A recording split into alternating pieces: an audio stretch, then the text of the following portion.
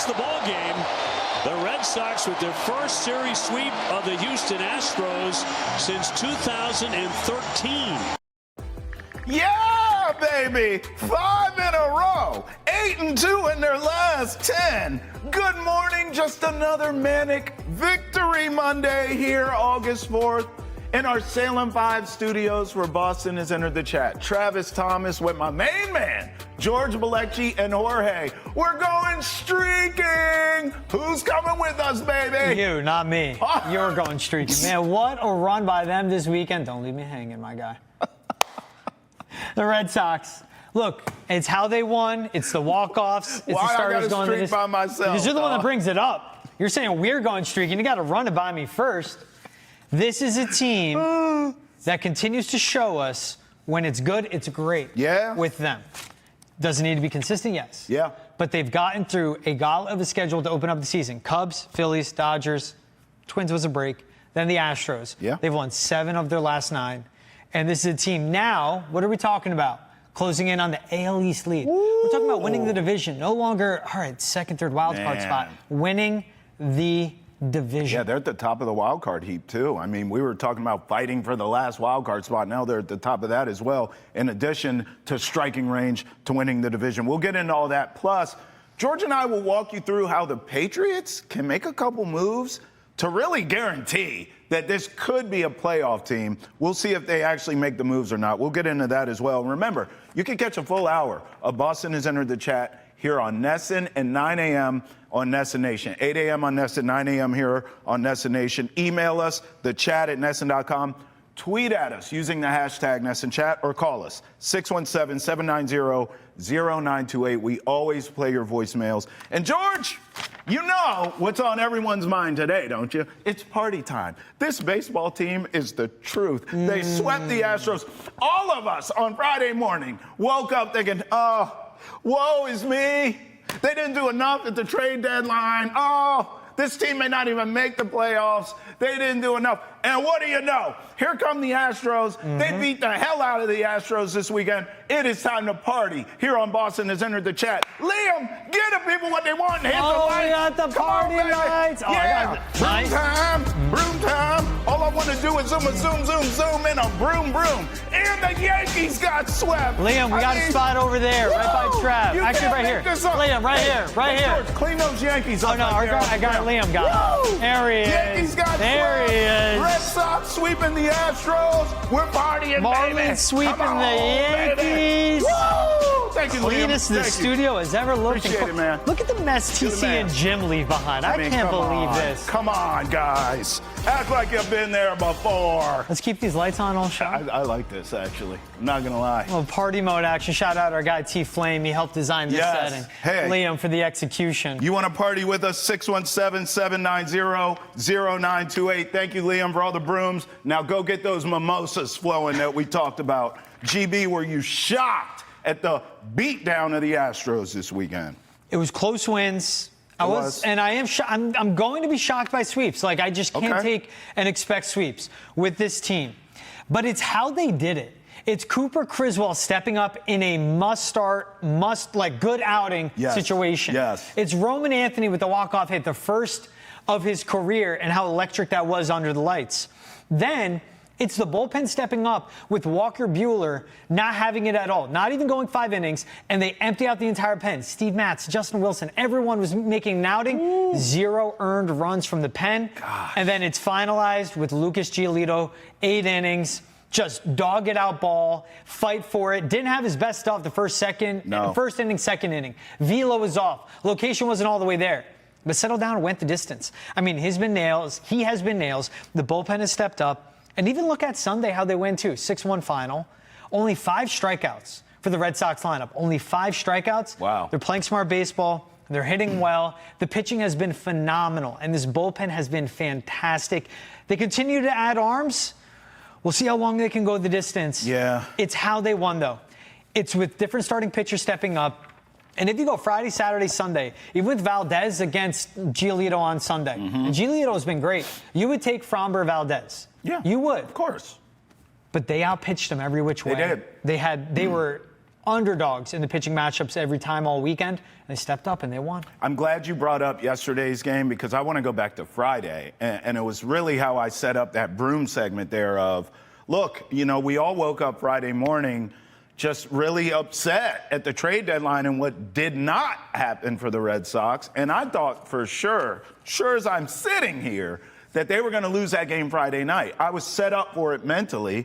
Next thing I know, I look up, Cooper Criswell was the starter. I'm going to be honest with you, I had zero confidence going into that. But I don't blame you. But you look up, it's tight late, they force extras, and then Roman Anthony walks them off. And I'm like, man, this team, say what you want. And we have all year, George. We've checked every box of they need this, they need that. First baseman with a bat. A quality high-end starting pitcher at the deadline, another bullpen arm, another bat in the lineup, all these things. We laid out every scenario for this team and really put a magnifying glass to the team needs. But one thing for sure, you can't take away from this Red Sox team, they scrap. They have heart. They are in every single stinking game, even when they were losing. Think back to earlier this year, how many times we came on here in the mornings and said another one-run loss late. They're in all these games. This team has fought. They almost went to fisticuffs this weekend with the Astros. Go ask the Angels, okay, if this Red Sox team will knuck if you buck, because they will. This team fights, and Friday night is what sent me the message of, we may have something cooking this weekend. I still didn't see a sweep coming, but I thought, okay, maybe they can hang in there with these guys. And they beat them down, George. Trevor Story talked after the game about how big it was to sweep this team right now. Yeah, it's big. It feels like every win, at this point late in the year is huge. So especially when you get on, a roll like that and sweep a really good team, a division-leading team, and a team that's going to be in the playoffs most likely. So, it's always good to have that momentum, and you just want to ride it as long as you can. How much can kind of this momentum at this time of year just really propel you to where you want to go? It's big, especially at home. Playing well at home, we can really use that to our advantage. We feel like it creates a lot of pressure for the other team. The crowd gets rocking, and maybe they distract them a little bit and they leave something over the plate. And it's part of the game. It's such a special part of playing here. And, I'm enjoying that. How about this, too, George? I'm looking at the numbers now. Giolito absolutely shoved against the Astros. He goes deep into the game, 8 innings pitched, 1 earned run, 4 punch-outs. Dude was nails, George. He was fantastic, and that's where we've seen it from him. Now, there was that Giolito that tapered off post-All-Star break. Yeah. We're saying, can he get back? He was at an elite level heading into the break. He was. But can he get back to being a number 2, number 3 starter in the rotation? And we know the Red Sox went all in on Joe Ryan. We know they wanted to add to this rotation with an elite arm. But there is something where you see with Bello and Giolito can be a good 2-3 in a rotation. Yes. For Giolito to step up the way he did, morning starts. This guy loves morning starts. It was funny after the game, talking with Will Fleming on EEI. He's like, I'm a night owl. It takes me a while to get going. Yeah. But if you look at his morning starts, he has a sub-2 ERA in his career. Jeez. With the Red Sox, he's been great, especially in the morning. But this is a dude that stepped up. Get away from the early pitch stuff.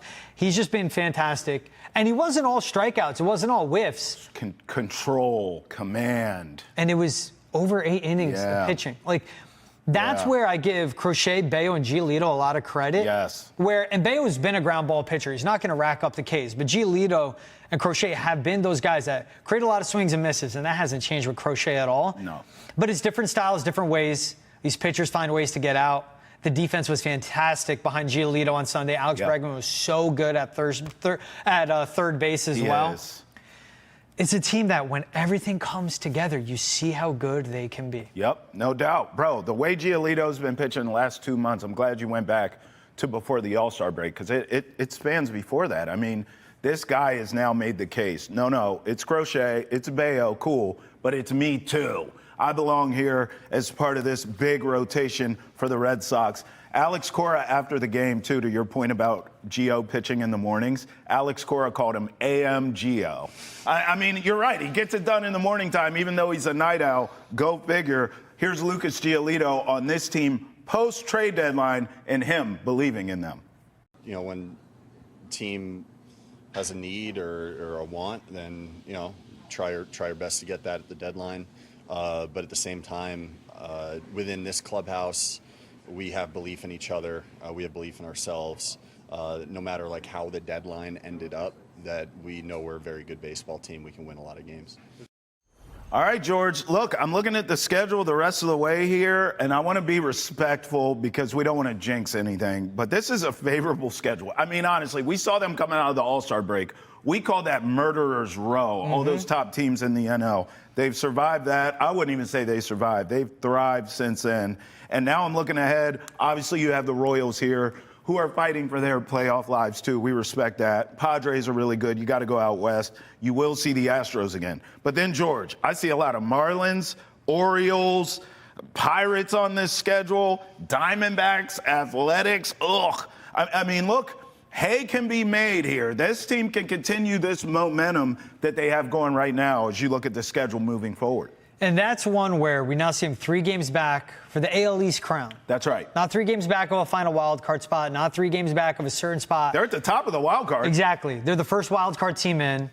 They have a game lead, a half-game lead on the Yankees as well. And, that's what's so significant with them. It's also how the schedule started out. In Chicago, drop 2 of 3. At Philly, drop 2 of 3. Yep. Then take the last 2 games of the series against the Dodgers. Take the last 2 games of the series against the Twins. They dropped the series opener in both those. They dropped the opener in both those series. Right. And in a very disappointing and old Red Sox bad way. And discouragement could have happened.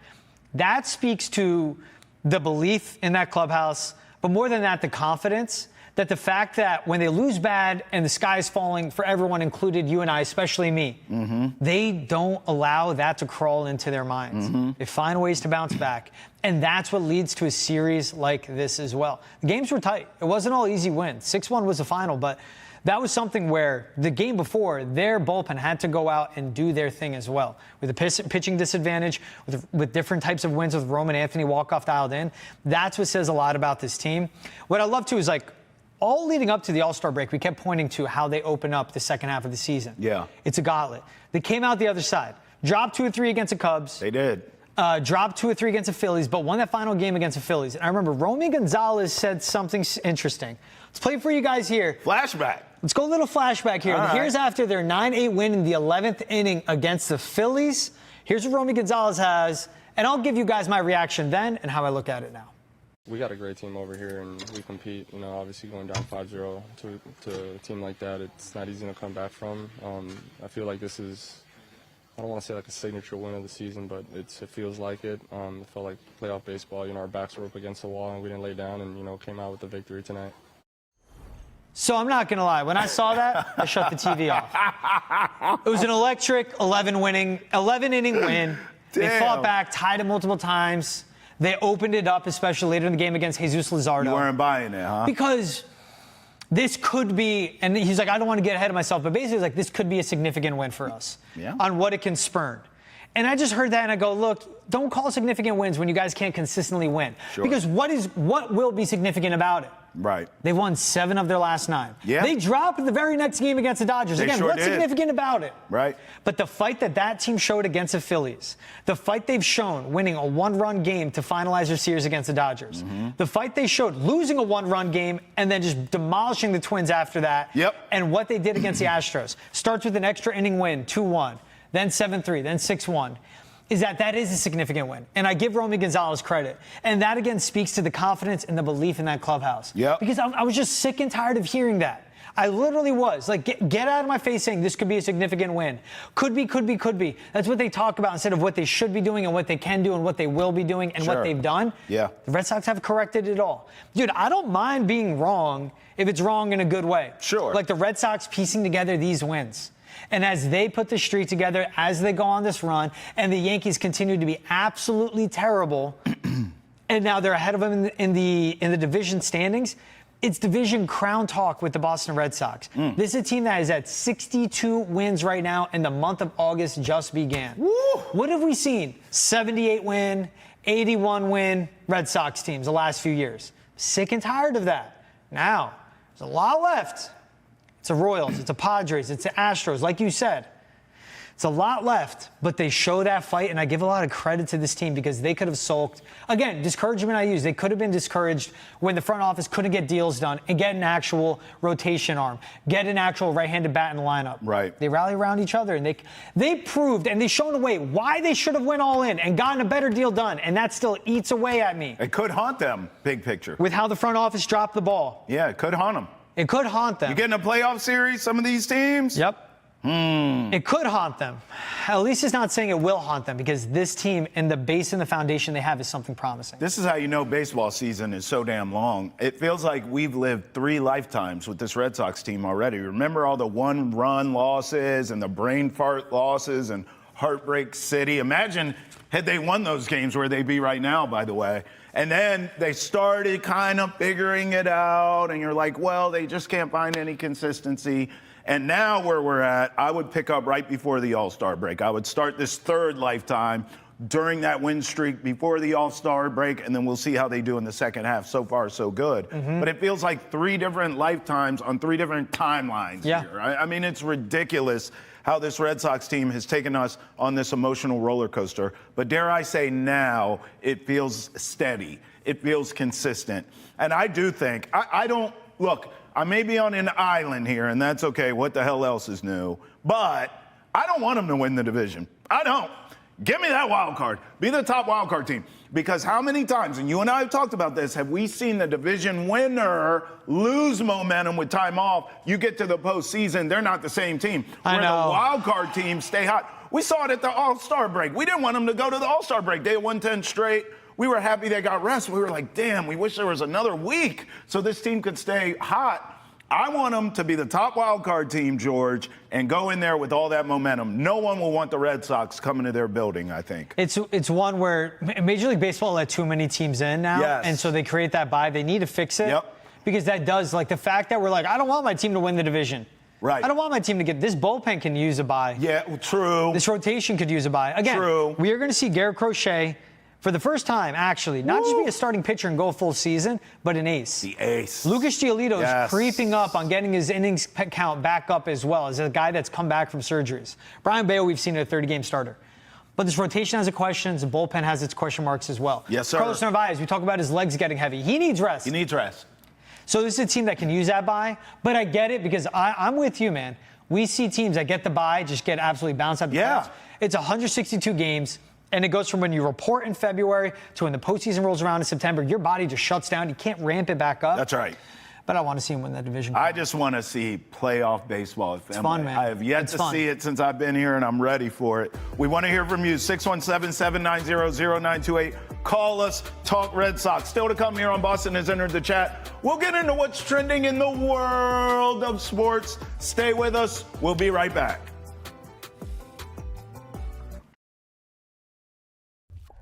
Time now for what's trending in the world of sports in your group chat, because me and George love to be all in your business, and this is a show for your group chat. All right, here we go, George. The Marlins. Sweep the Yankees! The Marlins swept the Yankees this weekend. You have got to be kidding me. Love to Put see them in a body bag, Johnny. Sweep the leg. I love to see it. The Yankees without Aaron Judge, oh my God, they're just not the same, man. They've gone 25-38 since the end of May. They have one of the worst pitching staffs in all of baseball. Yeah. Like one of the lowest ERAs, or one of the highest ERAs, in baseball since the end of May.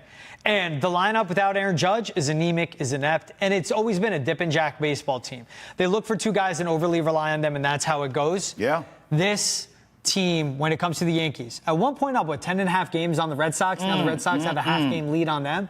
Like, come on. At Lord this have point. mercy. It is poetic. It is beautiful to see. Here's a Jonathan Papelbon tweet, and I thought he is absolutely correct. I feel a shift happening. The Yankees are playing lazy. They're making a bunch of stupid mistakes. And the Red Sox, woo, they're playing with grit and grind, baby. Hashtag grit and grind. He's absolutely right, George. That's what it's stupid mistakes. It's dumb baseball, like Jazz Chisholm on the base path. Yeah. It's a pitching not stepping up. It's his lineup just not getting the job done. Yeah. And this has been the Yankees teams that we have seen. It's been Brian Cashman there the whole time. No matter who the manager is, it's dip and jack baseball. It's looking, and if Aaron Judge is mowing, everyone's good. If he's not hitting, no one can step up and even keep water level. That's right. And even be good. That's right. It is either great or they are bad. For them to get swept by the Marlins, and it's the first time in Marlins history they pulled that off in a three-game setting. Suck, bro. They're terrible.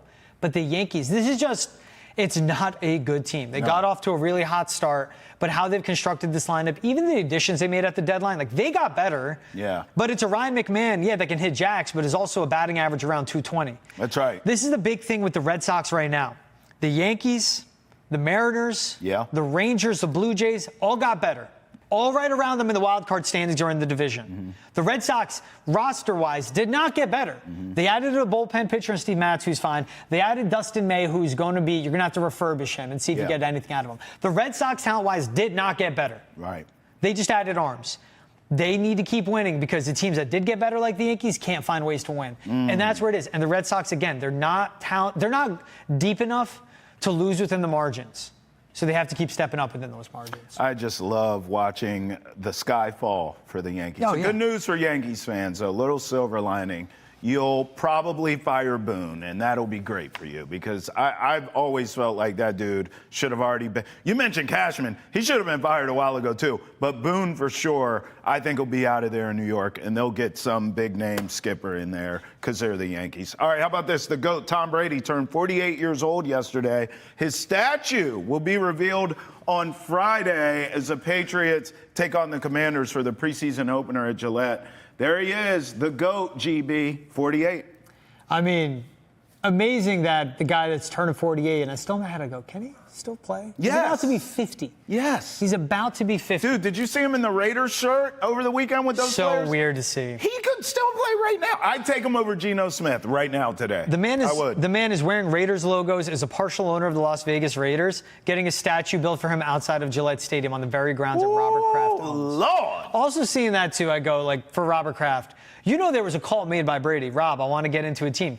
You got some stakes? Yeah. The fact that the Patriots did not allow Tom Brady to be a partial owner of that team. Fumble. Such a big fumble. It was a big fumble, but I tell you what, good for Brady. It's Vegas, right? Oh, yeah. It's the Raiders. That brand's really cool, too. And to put him with that makes a lot of sense for me. Sort of a rebel in his own way. By the way, who's designing this statue? Because, I mean, this is important. How many fumbles and flubs have we seen of these statues that look like a nightmare, okay? We don't need Tom Brady, as gorgeous as he is, looking all jacked up on some statue. You remember that artist that did the sketch of him in the courthouse? Keep that person. Away. Whoever that was. Yeah, the crypt keeper. Still looking fresh in that suit, but man. He is, but they whoever did that drew beautiful, his handsome, face, gorgeous face. Lord have mercy. Keep them away from this statue by any means necessary. Please, Lord. He'll be speaking at the statue. Robert Kraft will be speaking at the statue, too. It's going to be cool to see, man. By the way, this week, I want to run this down with you. Practice today at 10:15. Got it. Practice tomorrow at 10. The Commanders, featuring Jaden Daniels. Have you heard of him? They come to town for a joint practice on Wednesday morning.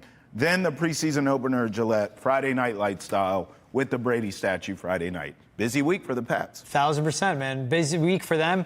I'm excited for that Commanders-Patriots joint practice. I'm excited for that preseason game. Yeah. Especially in joint practice. That's when the competition heats up. That's right. They'll be going full go as much as they can. It's Jaden Daniels and Drake May. Yeah. But that's a team that has that framework of what the Patriots, it's what the Texans did, the Commanders did it. It's what we're going to see from the Patriots, I have confidence in. Make the playoffs, make a run. A lot of turnover with the roster. Sure. But I give the coaching advantage. Between the Texans, Commanders, and Patriots, Patriots have the best head coach of the three teams, and that says a lot on what they can accomplish. All right, I'm going to take the air out of all of our sails here. ESPN is buying the NFL Network and subsequently the Red Zone. Lord have mercy. Here's a tweet right here. ESPN and NFL have agreed to a blockbuster billion-dollar deal that will result in top media properties like Red Zone moving the network. The Atlantic has learned an official announcement is expected this week.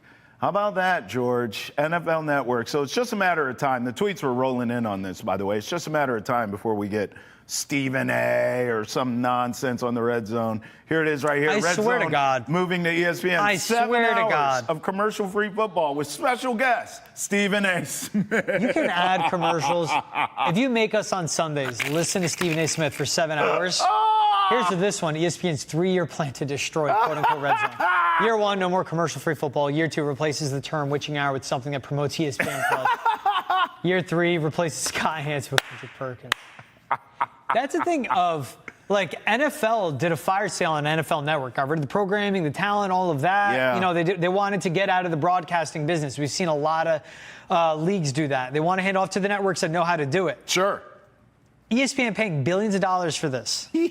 What is going to be? And now you need YouTube TV. You need ESPN. You probably need ESPN Plus to get Red Zone. Know what I'm hearing? Cha-ching, Apple cha-ching, TV, cha-ching. Netflix, Yeah. Amazon Prime. 6 things I named that you are going to need to watch football. And now ESPN will bundle it all in. You know, you pay monthly for it, and Red Zone comes with it. Could put it in one spot. But again, it's just so many different spots, man. So many moving parts. They better not mess up Red Zone. I know that damn much. Kendrick Perkins doing Red Zone is a nightmare. Can you imagine that thick tongue, marble mouth talking, trying to do the octo box? That's a nightmare. He doesn't even know what's happening in the NBA. He literally does not know what happens with NBA teams. They got rid of Zach Lowe for Kendrick Perkins. They keep getting rid of people for more Stephen A. Smith. Do not force him on us on Sundays. God so help me. Hey, my Saturdays have already been ruined because I grew up watching College Game Day. Like, I set my life in the fall to College Game Day. It's my favorite show on television, not named Boston Has Entered the Chat. And let me tell you something. Pat McAfee is all up in that damn show. I can't escape him. Yeah. He's every segment. He's too much. So it's, look, we all know it's coming. They're going to change. NFL Network, Red Zone, all that stuff's going to change under the ESPN umbrella. I just hope they keep Scott Hansen. Pay him whatever he wants. I feel like I'm talking about, like, Micah Parsons. Like, give him whatever he wants. Keep him there. Scott Hansen does a tremendous job on Red Zone. I need him. He does a great job, and that's part of it, too. Like, he understands the assignment, doesn't make it about himself. Yes. Doesn't make it about anything more. Imagine It's the that. pure football. He loves his football. It's the purity of football. Imagine and that. And the NFL on Sundays. Absolutely. Commercial-free football and Red Zone. How about the purity of Boston Has Entered the Chat? Don't you go anywhere. We're going to keep being pure just for you. Travis Thomas, George Balekji, roll with us, please. We'll be right back.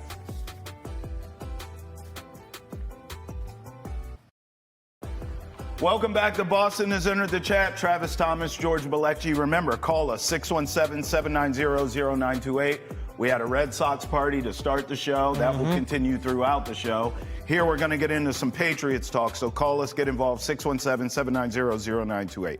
Okay, George, with all that being said, let's talk about the drama. Wow. Micah Parsons. Didn't see this one coming. Now, there's 2 stars on 2 different teams that we'll get into. Terry McLaurin, which has really been an ongoing conversation with us. We'll table him for now with the Commanders. But let's start with Micah because things have gotten explosive.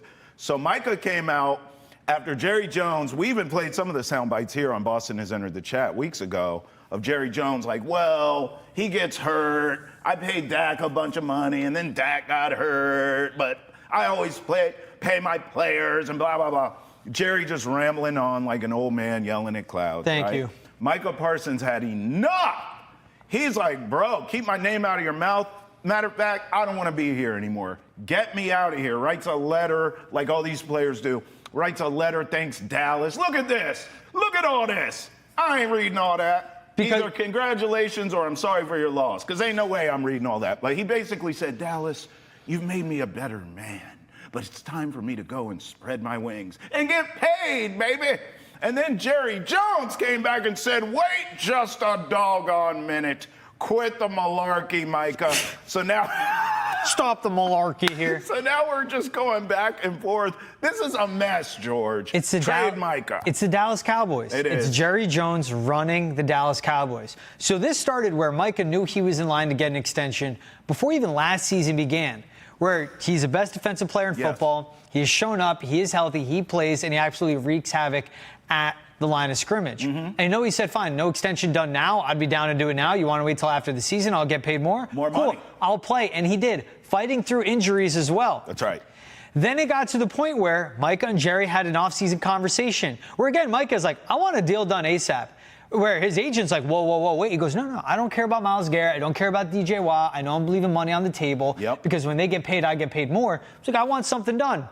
Jerry took that conversation, more of Stephen Jones too, and apparently they said, well, that was the deal. They refused to talk to Micah's agent, David Mulugeta, who is the #1, the best agent in all of pro football right now. He's the guy that got Deshaun Watson 100% guaranteed money. That's how good this guy is. And he could get Micah Parsons damn near 98% guaranteed money because you know in the NFL they don't want to do that. Right. But the fact that Jerry Jones, as the owner, your job is to run the business as a team, put the best team together possible, be smart with the money, like, paying Micah Parsons last offseason. But if you're going to wait, figure out how to get these deals done. Same with his son, Steven. But part of your job is negotiating with agents and talking to them. The player's job is to play on the field and get sacks like Micah Parsons does. His agent's job is to get him the highest paying contract. The owner's job is to get with the agent to pay the player and work with him. And they're basically saying, no, I'm okay. Like, what cowards they are in Dallas. And then, yes, Micah Parsons put out the equivalent of the Bible on Twitter, which I did read the whole thing. Here's the part. Yes, I engaged in a back and forth in regards to what I wanted for my contract. At no point did I believe it was supposed to be a formal negotiation. Mr. Jones afterward, my agent would reach out, things get things done, blah, blah, blah. Spoke to Adam, who was told the deal was pretty much already done. My agent, of course, told him that wasn't the case. Reached out to Steven. The team decided to go silent. They're leaving his agent left on red. They have the best defensive player in football and leaving him left on red. And they have him unhappy, demanding trade, wants to sever ties with the team altogether. This is the Dallas Cowboys in the year of our Lord and Savior, 2025. Well, I know a professional outfit that Micah could come on down to. Got the money. I mean, most cap space in the NFL. Got the draft compensation. Yeah, look, you're going to need first-round picks from here to the yin-yang, so go on and line them up, send that to Dallas. You mean to tell me you can get a Christian Barmore, Milton Williams, Keon White, and a Micah Parsons, and then on the back end, Carlton Davis and Christian Gonzalez? I mean, this defense, if that were to happen, George, now you're guaranteed a playoff spot. Who the hell's scoring on that defense besides nobody, baby? Nobody's scoring on that defense. And this is a dude that plays football. I just think back to the Khalil Mack trade we saw in 2018. 2 first-round picks, a third, and a sixth. That's what the Raiders received for Khalil Mack. And that's what they ended up with. And some of those players panned out, some didn't. They flipped the picks. But if you go with next year's first, which could be top 10, could end up being top 18, right? If they make the playoffs, right? We expect them are top 16. But that would be a high draft pick. You go with another first a year after that. But when you have Christian Gonzalez, Drake May, they're going to need a left tackle eventually. They need some maneuvering. Draft another one. But it's also with Micah Parsons that he's 25, 26 years old. This isn't like Trey Hendrickson. That's right. Where Trey Hendrickson's 30 and above. He matches up with the window of paying because they could pay him now before they pay Gonzalez and Drake May. That's right. But he also pans out where he has 3 great years still. He's still getting to his peak. And he'll have 3 great years after that. That all ties in with Drake May's peak, Christian Gonzalez's peak, and then the window of seriously competing for a Lombardi Trophy. That's such a great point because you could look at a Trey Hendrickson situation in Cincy and you could say the draft compensation would be less for him than a Micah Parsons, and you'd be correct. Maybe even the money would be less than a Micah Parsons, and you would be correct. Yes. But he is older, no doubt about it. And the timeline matches up with Micah, who is in his prime right now. And unlike what Jerry suggested, he is available. He's not an oft-injured player. He's not a guy with an injury history. He's always available, and in George's words, he's got that dog in him. Here's Jera on all the drama going on with Micah. I'm not. The facts are that that's like anything else. I think the world of Micah, and that's just a part of negotiation. Would you ever consider trading Micah? Again, I don't really place that with any real seriousness. Micah's got a bad back. That's like being traded. Did the request take you by surprise? The way it's the same. Did the request take you by surprise? again, no, that's negotiation. I've heard that so many times in my 30 years in the NFL about from not just players but agents, and of course we all understand contracts. We're under contract. That's what we're doing. We're looking at adjusting the contract, but we're under contract, and we're in camp, and that's the way the rules are set up. But that is old stuff, 30 years of old stuff. Some of these issues we're hearing about trading, hurt backs, all that kind of stuff. In the past, when you've gone through these negotiations, but when you had it always usually ends with the player you want and the contract and a good number. I'm glad you brought that up. I'm really glad you brought that up. It seems like that we forget that it's been less than a year, and I paid the highest been paid in the NFL to Dak, and I paid a big price for Lamb. And anybody that says I'm not interested in financially rewarding my players hadn't been looking at the tea leaves. And so there's always negotiation, and the negotiation is to put the best team on the field. And it's many times it's not even a question of deserving. And in today's salary cap, you've got to have either or. You can't have it all. And so all those things go into the, so to speak, the equation. And the art of the deal is to get the best players out there for the resources that you have under the cap. And so that's what we're doing. That's what this is all about. But I'm here. I do what I do. I love these guys. Frankly, I could be any place in the world. And I want to be right here. I want to be right here with camp. I enjoy these players. I enjoy Micah. But as always, in any relationships, there are different moods at different times of your relationship. That's what it is. Don't lose any sleep over. So just to be that's clear, one thing I would say to our fans. Don't lose any sleep over. Oh, Jera. That man's one of a kind. I will miss him. Wow. I will miss him one day. Jera. I mean, listen, he also kept going back to, well, he's got a bad back.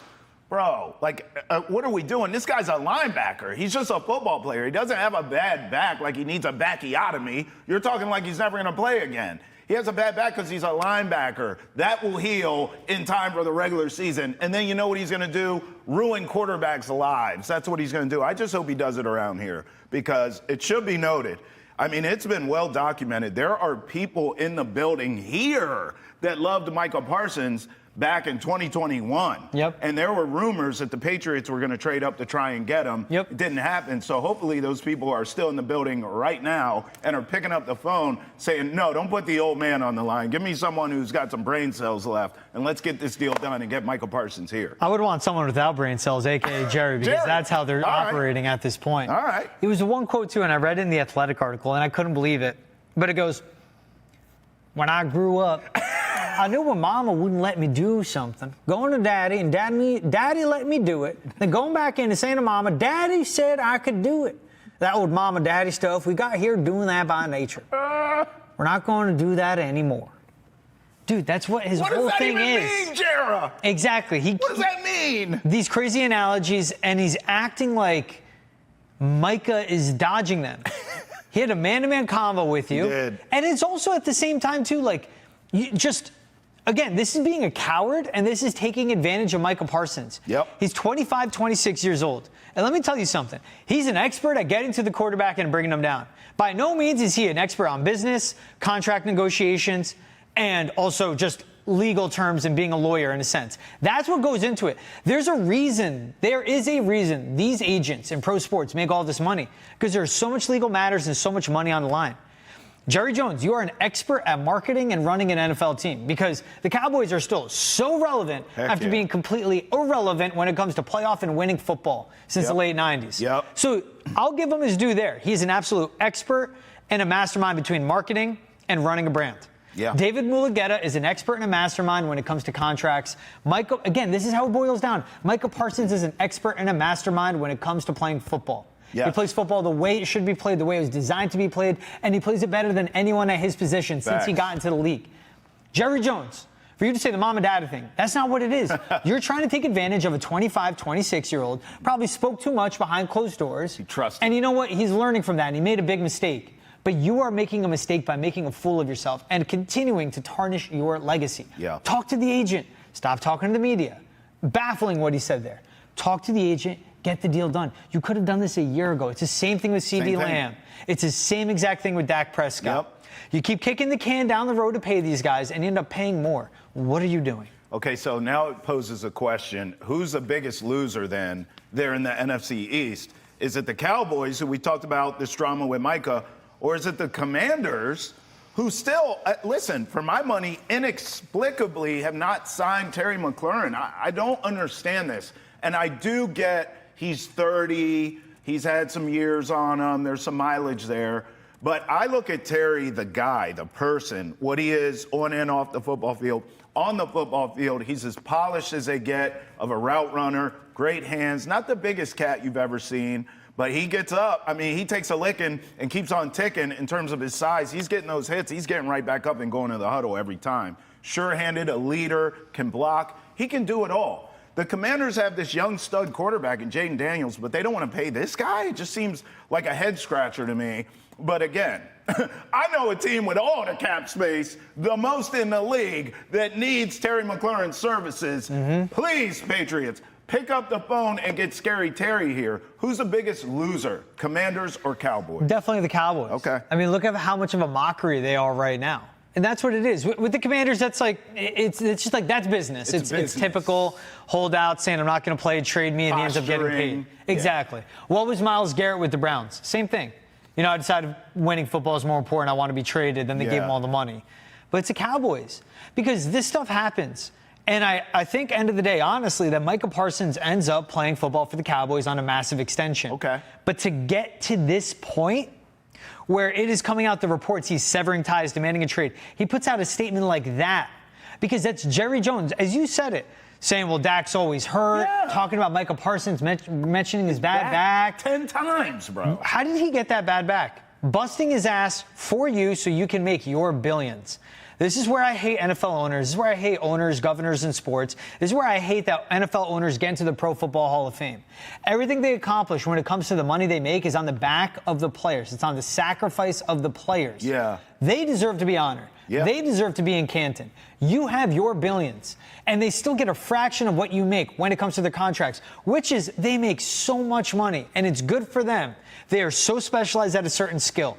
But this is when I hate it when owners cry to get into the Hall of Fame, when owners cry poor, when owners cry about anything, right? There is a part where the pendulum has to be in the perfect spot between how much the owners make and how much they pay their players, but just miss me with that. For everything Jerry Jones tries to say and how great he is. And he even says things like, it's not about me, it's not about Mike, it's about the Dallas Cowboys. It's all about Jerry. It's always about Jerry. Shut up, Jerry. That's right. Old man Jerry, I tell you. He's just one of those ones. Just go in the corner, Grandpa. Just relax, would you? Just go sit down. But he can't do it. He can't keep his mouth shut. We want to hear from you.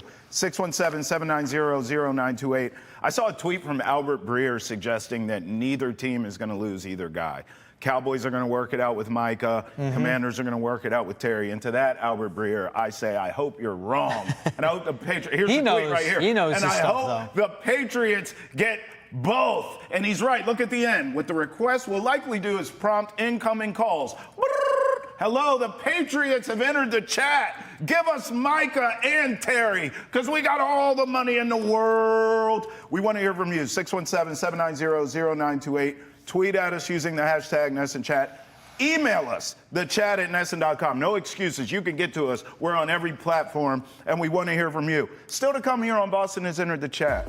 The City of Champions is going to get a little more crowded. We'll explain next. Are they? WNBA Or are they? May be coming to town a little bit closer. And if you want, get your hands on some Boston Has Entered the Chat merch. NESSN, wickedwearables.com. Check it out. Welcome back to Boston has entered the chat. You see the tweet from the Boston Globe. This is from Gary Washburn. Check this out. A group led by Celtics minority owner Steve Pagliuca has made a deal to buy the WNBA's Connecticut Sun and move the team to Boston as soon as 2027. Okay, let's talk about it, George. WNBA here in the city, baby. Come on. The art of the headline, the art of the tweet. Yeah. And then the art of, well, you got to click the article to see.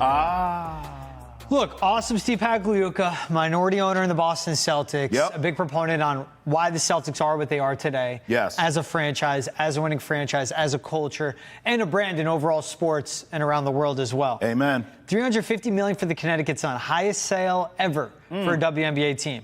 Connecticut Sun team, that Mohegan Sun who owns him, has run that roster into the ground, wiped off all the money, and basically just doing it of getting ready to do a fire sale. Sure. Pags gets it, gets him in TD Garden. You keep a team in New England.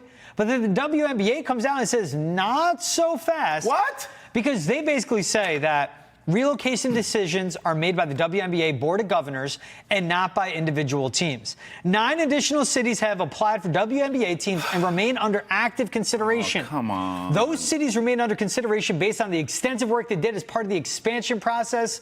Currently have priority over Boston. The soonest Boston could actually get WNBA team is 2033. Steve Pagliuca is saying money talks. The WNBA is saying the process talks. And it's basically, I think a team comes to Boston, they're going to have to pay up more. Maura Healey speaking out. She wants a team to come to Boston. They want pro sports here. I think a basketball team at TD Garden in Boston would be absolutely phenomenal. Because when it comes down to what boils down to, on a weeknight, no one wants to drive out to the Mohegan Sun in the middle of nowhere, Connecticut for a game. Facts. It's in Boston. Majority of the population is here. More people would go there. And this would be over the course of the summer, too. Perfectly coincides when the Celtics stop playing, the WNBA picks up. But this is something where we've heard the rumblings. We know there are other groups out there that want to make the WNBA in Boston happen and acquire the CT Sun. Pags says, give me the team. I'm relocating them to Boston. I think what it comes down to is that the WNBA would rather have, and they said it too, they want a Connecticut buyer to get the team, keep it in Connecticut. Then in 2033, sure, value goes up. There's more money to be had. Basically, the WNBA doesn't want to lose a city that could pay more in 2033. It's money. Yeah. It's business. It's always money. It's always money. Listen, it would work here. It's already proof that it can work here. When Caitlin Clark was here earlier this summer, and of course you say, well, it's Caitlin Clark, Travis. I don't give a damn. Caitlin Clark's moving the needle. Have you seen Paige Beckers? Juju's coming. This is the WNBA we're talking about. When Caitlin was here earlier this summer, TD Garden sold out. So, again, this can work. My question is the names. So Mohegan Sun is out, right? Okay, cool. So we can lose the Sun name. Now, I want to rename this team. Let's have that conversation. What are we thinking in terms of the name? I got nothing good. You had nothing good? I've done this. You've done this? What'd you land on? Because I have some ideas. I want to lean into the cold weather. I think we need a cold weather They play team. in the summer. Yeah, but and it ends Boston. in the fall. It's still Boston. You don't have to be literal. You don't have to be like, well, we're a summer team, so we can't. No, it's cold as hell here when it gets cold as hell, right? So I'm thinking something like the ice or the blizzard. No. Well, what did you land play on? in the summertime What'd on a you land on? hardwood floor. It doesn't have to be literal. It's basketball. It's a summer sport. What do you want to call it? The heat wave? No. No one thinks of Boston in the heat wave. You think it's cold. I hate that the Revs are taken by the MLS team. No disrespect to them. You do like that But name? the Boston Revolution would be perfect. That'd be hard. That'd be nice when the Revs, if they eventually come up here and have that stadium in Everett or whatever. Give me the Kraft's not letting that happen. The Boston Rebels. Not the Revs, but the Rebels. Don't the Rebels feel south? Like But Ole Miss or something? This whole country is based off of rebellion. Yeah? And it happened right in Boston, the TD Garden's backyard. Rebels. The Battle of Bunker Hill. Boston Rebels. Charlestown. Stand on business. You're talking me into Some this. respect there. I kind of like this. You can't go with the Boston Reveres. You can't. No, that doesn't sound the Revere right. sounds, it's not a sports name. It's not intimidating. Dude, this is what it comes down to, too, is that the Mohegan Sun want to sell the team. And the WNBA is like, we would rather you sell to someone in Connecticut. They want to keep them in Connecticut. The Mohegan Sun are like, yeah, well, our choice is Steve Pagliuca, though. And obviously because they want to sell this thing as quick as possible. Hell yeah. $350 million. They just want to get this thing off their hands, let it be someone else's issue when it comes to building a team and running a team. And for the WNBA, they want as much money made as possible. For the Mohegan Sun, they want as much money made possible as quick as possible. They want to sell it now. Yeah. And Pags wants a team. But is the WNBA, because they're going to have San Fran, Detroit, looking at them going like, we went through this whole process for what? But if we got money, we could just strong arm our way through. Money talks. The WNBA is going to want their palms greased a little bit. So the team runs Pags $350. There'll probably be a transition fee or a relocation fee of, let's say, $50 to $100 million. And the WNBA needs to get a cut too. All in all, this could run up like $500 million for this sale. Oh, Lord. And then we'll get into the team naming rights too. Who even knows? Well, I actually want to do like some sort What of do you got? internet poll or something. I like your Rebels. You talked me into it. You pick between my two finalists, Ice or Blizzard. And then I'll take my finalists again. Don't say no. Pick between one of those two. I like Ice. Boston Ice. But is Boston Blizzard, I can't name a team Ice. All right, you want to go Blizzard? No. All right, I'm going Blizzard. I'm not naming this team Izzard. Blizzard. But I can't name a team Ice. I'm not doing that. All right, we're going Blizzard. No, we're not going Blizzard. I just said no to Blizzard. Rebels or Blizzard? Call us, 617-790-0928. George votes Boston Rebels for the WNBA team. I respect it. When he first said it, I didn't see the vision. He talked me into it. I think, despite playing in the summer, it doesn't matter. People think of Boston as synonymous with cold weather. I think you go the Boston Blizzard. What say you? Maybe Ice. You could write in that too. George didn't like it. I happen to like it. Boston Ice has a nice ring to it. Boston Blizzard or Boston Rebels. 617-790-0928. You can also hashtag us.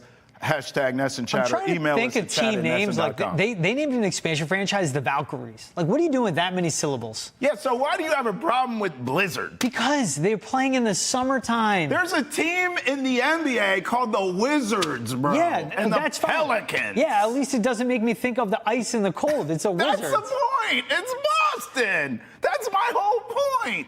I get it's a summer league, but no one says, well, you can't call them that because you play in the summer. Sure you can. It's Boston. How about the Lady Celtics? No. You don't need to throw Lady in front of it. No. I like the Blizzard. Shamrocks? No. Shamrocks. I mean, I guess you could call them the Rocks. Shamrocks isn't very... The Rocks? No, you don't want Rocks.